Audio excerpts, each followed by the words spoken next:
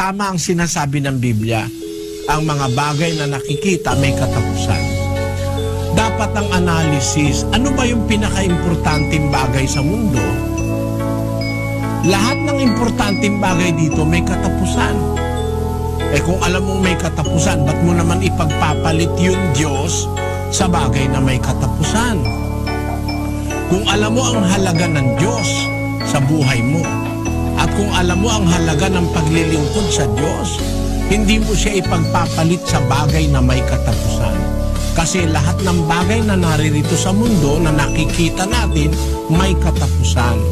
Pati brilyante, pati diamante, huwag ka maniwala sa sinasabi ng mga tao, diamonds are forever. Hindi totoo yun. Even diamonds can be pulverized and can be turned into dust.